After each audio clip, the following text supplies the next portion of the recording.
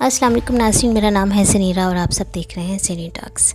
एक ख़बर जो आजकल मीडिया में बहुत ज़्यादा फैली हुई है और सब उसके बारे में बात कर रहे हैं, जो एक्चुअली बहुत ही परेशान कुन सिचुएशन है हमारे मुल्क में, जो अभी रिसेंटली हुई है, जो मोटरवे केस हुआ है उसके बारे में आप लोगों को रोज़ की न्यूज़ देखने को मिलती हैं। हर कोई अपडेट करता है, ऐसे ऐसे अट्रैक्टिव थंबनेल बनाए जा रहे हैं कि उसमें बाकायदा कभी किसी औरत की शक्ल दिखाई जाती है, कभी किसी की दिखाई जाती है। ज़्यादती वाली लड़की मिल गई, आपको देखकर होश उड़ जाएंगे। एक तो हमारे थंबनेल्स पे इतने होश उड़ते हैं कि मुझे तो ख़ुद समझ नहीं आती। आप जब उसको क्लिक करो तो वो कुछ और ही होश उड़ रहे होते हैं। बहरहाल ये एक अलहदा बिल्कुल डिफरेंट टॉपिक है।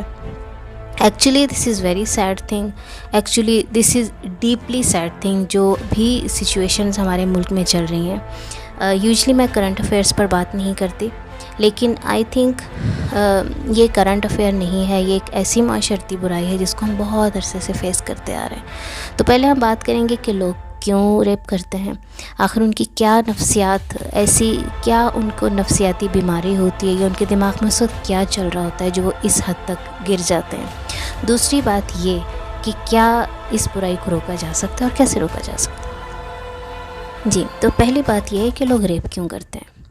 लेकिन जब भी आप किसी मुजरिम को देखते हैं ना, तो हम सबसे पहले उसके जुर्म को देखते हैं। यहाँ पे एक इंसान ने चोरी की है, एक इंसान ज़नाकारी कर रहा है, एक इंसान रेप कर रहा है, एक इंसान ड्रग्स ले रहा है, कत्ल हो रहे हैं, गारत हो रही है, जो भी कुछ हो रहा है, हम एक्चुअली उस मुजरिम को देखते हैं। लेकिन जब भी उनका साइकोलॉजिकली उनके बारे में सोचा जाता है या उनसे बयानात लिए जाते हैं, तो उनकी बैक स्टोरी हमेशा ही नफ्सियाती निकलती है। मतलब उनकी जो भी कोई बात होती है वो उनके हमेशा घर से स्टार्ट होती है। लोग मुजरिम क्यों बनते हैं, लोग रेपिस्ट क्यों बनते हैं। अभी कुछ अर्सा पहले की बात है, मैं अपने घर में बैठी एक इंटरव्यू देख रही थी लाहौर के सबसे बड़े डॉन का।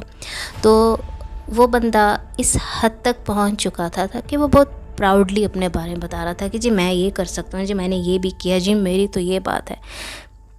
तो उसमें जो मुझे 2-3 चीज़ें देखने को और सीखने को मिली, नंबर 1 ये कि जब हम बुराई में पड़ जाते हैं और जब हम बुराई को एक्सेप्ट कर लेते हैं तो वो हमारे लिए बहुत कॉमन हो जाती है। हम उस बुराई को इतना ऑब्ज़र्व कर लेते हैं अपने अंदर कि हमें पहचान नहीं रहती कि आखिर जो हम कर रहे हैं वो कितना बुरा है और उसके क्या असरात मुरतब हो सकते हैं। एनीवेज़, उस आदमी ने ये अपने बयान में कहा कि मैं अब जो भी हूँ इसमें मेरे घर का बहुत बड़ा हाथ है, इसमें मेरी फैमिली का बहुत बड़ा हाथ है। मैं जब भी कुछ करके आता था मुझे रोका नहीं जाता था। ये बहुत बड़ी बात है। हम चाहते हैं कि उस बंदे को पकड़ के उसको हैंग कर दिया जाए, ठीक है। उससे क्या होगा, उससे ये होगा कि दूसरे लोग इबरत हासिल करेंगे। बड़ी कॉमन सेंस है ना कि दूसरे लोग इबरत हासिल करेंगे और डर के लोग उस चीज़ को हटा देंगे। लेकिन आखिर इसको ख़त्म कैसे किया जाएगा। इसको ख़त्म करने का सिर्फ़ एक यही तरीका है कि आप लोग अपने घरों से स्टार्ट करें। हम लोगों ने अपने बच्चों को बिल्कुल छोड़ा हुआ है, फ्री में छोड़ा हुआ है। पाकिस्तान के लोगों के माइंड 2-3 हैं। पहला ये है कि जी आप अपने बच्चों को खिलाओ, आप उन्हें कमा रहे हैं तो किस लिए कमा रहे हैं कि वो अच्छा खाएं, इतना खिलाएं कि वो फटने वाले हो जाएं। बस आपने उन्हें खिलाना है, कहीं वो फौत ना हो जाए, कि उन्हें कुछ हो ना जाए, क्योंकि अगर कुछ हो गया तो फिर आप क्या करेंगे। तो इसलिए उनको जान बचाने के लिए ज़रूरी है आप उन्हें जितना खिला सकते हैं आप खिलाएँ। आप लोगों ने अक्सर देखा होगा कि गांव में, मैंने देखा है गांव में कुछ लोग जब बेटा होता है ना तो वो कहते हैं बेटे को हम स्पेशली ये फूड देते हैं क्योंकि ये हमारा बेटा है, इसने कल को बड़े होके हमारे लिए बहुत कुछ करना है, ये हमारे घर का पुत है। तो बेटा इसको मक्खन खिलाओ, देसी घी खिलाओ। बच्चों को हमने जितना भी अच्छा खिलाना है, इसलिए वो कल को ताकतवर होंगे तो वो क्या करेंगे, ताकतवर होंगे तो उन्होंने पैसे कमाने हैं ना, उन्होंने कल उनकी औलाद होनी है, कल को उनकी पूरी ज़िंदगी पड़ी है। तो अब जी हमारे 2 टारगेट हो गए। एक ये कि बच्चों को खिलाओ ताकि वो उन्हें कुछ हो ना जाए, वो कहीं फौत ना हो जाए, तो हम उनकी ज़िंदगी बचाने के लिए उन्हें हम खिला रहे हैं। दूसरी चीज़ हम ये करते हैं कि बच्चों के दिमाग में डाला जाता है कि बेटा अभी आपने ताकतवर होना है, इस पर जब बड़े हो जाओगे ना फिर आपने पैसा कमाना है। अब पैसे कमाने के लिए या तो आप एजुकेशन चूज़ कर लो, अगर आपको वो अच्छा लगता है, एजुकेशन को इस्तेमाल करो पैसे के लिए, या फिर आप कुछ भी करो लेकिन आप पैसा कमाएंगे तो बस आपकी ज़िंदगी ख़त्म, आपकी रिस्पॉन्सिबिलिटीज़ पूरी हो गई और आप अपनी ज़िंदगी में कामयाब हो गए। और लिटरली होता है ये, बच्चे बड़े सेहतमंद ताकतवर होते हैं और फिर जब वो बड़े होते हैं या तो वो कोई बिज़नेस में जाते हैं या वो स्टडी को इस्तेमाल करते हैं पैसों के लिए। تو اب جب وہ پیسہ کمانے لگتے ہیں تو پھر پیرنٹس کہتے ہیں کہ دیکھیں جی ہمارا بچہ بہت کامیاب ہے، لیکن وہ یہ نہیں سوچتے کہ اس کے پیچھے شاید وہ بہت ہی ناکام انسان کو کریٹ کر رہے ہیں۔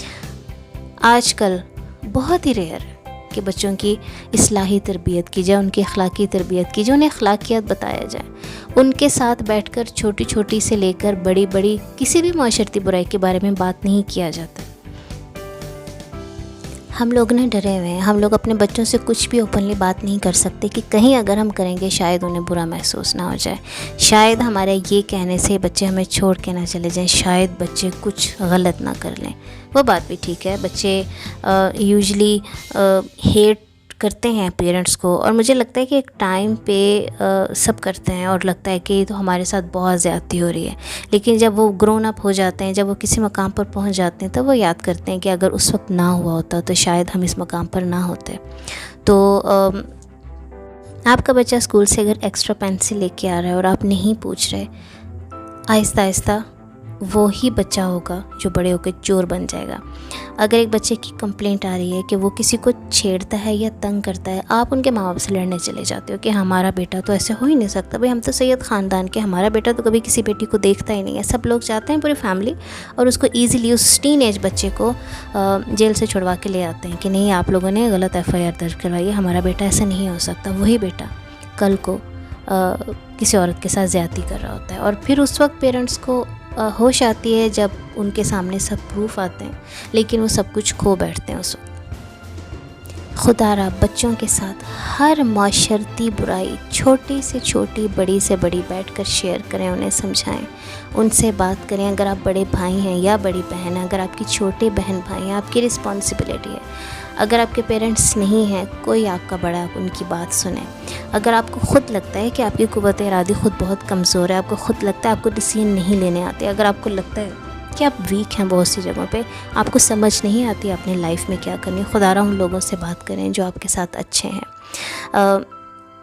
ضروری نہیں نا کہ سب کے ماں باپ ہوں، ضروری نہیں ہے کہ سب کی فیملی ہو، ایسے بھی دنیا میں لوگ ہیں جن کا دنیا میں کوئی نہیں ہوتا، لیکن پھر بھی آئی بلیو کہ اللہ تعالیٰ نے ہر انسان کے ساتھ کوئی نہ کوئی مخلص انسان ضرور مقرر کیا ہوتا ہے۔ آپ ان سے بات کرو، آپ ان کو اپنی پرابلم کے بارے میں بتاؤ۔ اگر آپ کو کچھ اب جیسے اگر ہم اس کی بات کرتے ہیں، اس کیس کے بارے میں بات کرتے ہیں، وہ جو ریپسٹ ہے، آئی ڈونٹ نو ریپسٹ کیا سوچتے ہیں، لیکن ان کی انسیکیورٹیز ہیں جو وہ کرتے ہیں، وہ جو بھی کرتے ہیں، اس بندے کی کیا سچویشن ہے وہ ہمیں سمجھ آ جائے گی انشاءاللہ، جب وہ پکڑیں گے تو پتہ لگے گا کہ وہ اس بارے میں بات کیا کرتا ہے۔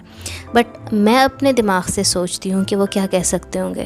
شاید ان کے ماں کے ساتھ، ان کے عورتوں کے ساتھ شاید اس کا باپ برا کرتا تھا، شاید کوئی ایسا انسان تھا جو ان کے ساتھ برا کرتا ہے اور وہ ریونج لینے کے لیے اس کے ساتھ کر رہے ہیں، شاید ان کے ساتھ کسی نے دھوکہ دیا ہے جو وہ چاہتے ہیں کہ وہ دنیا کی ہر عورت کے ساتھ کریں، ان کو شاید عورت سے کوئی اتنی پرسنل ہیٹ ہے یا کچھ ایسی بات ہے جو وہ اپنے آپ کو سیٹسفائی کرنے کے لیے سب کچھ کرتے ہیں۔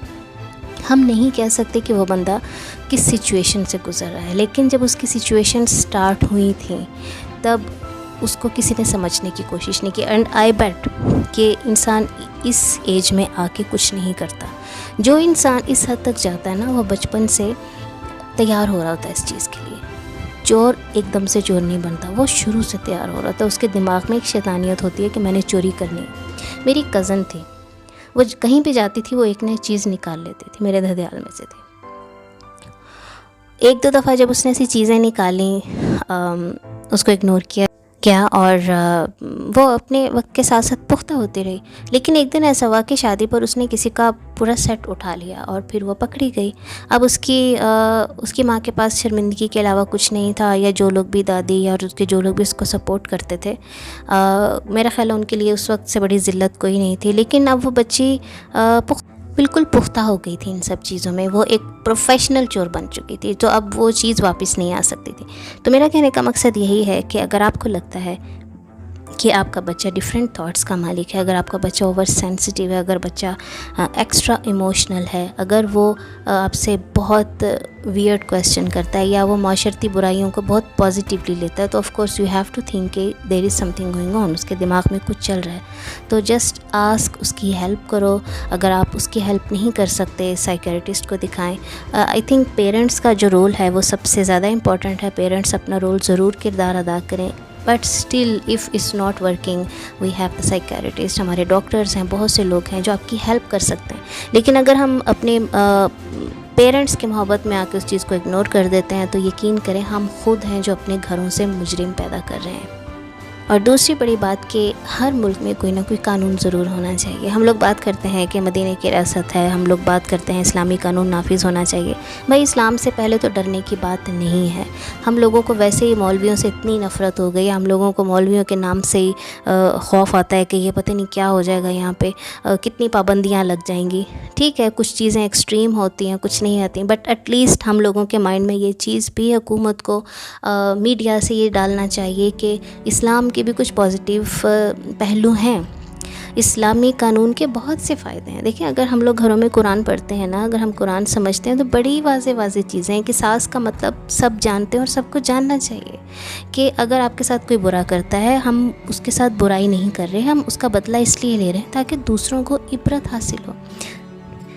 ایک کیس میری امی بتا رہی تھی کہ صدر ضیاء کے دور میں ایک بندے نے ایک بچے کو کڈنیپ کر دیا اور نیکسٹ ڈے اس کی لاش بوری میں بند کر کے ٹکڑے کر کے باقاعدہ اس کے گھر کے سامنے پھینک دی گئی. اس کے باپ نے جب بوری کھولی تو وہ بہت اپسیٹ ہوا, بہت پریشانی ہوئی, بہت ان کے گھر میں ماتم ہوا. بٹ کیا ہوا کہ انہوں نے وہ پکڑا گیا, وہ بندہ وہ ان کے ایریے کا ہی تھا. صدر ضیاء نے اس کو ہینگ کیا ایک چوک میں 3 دن تک, اور اس کے 10 سال تک وہاں پر کوئی بھی کڈنیپ نہیں ہوا تھا.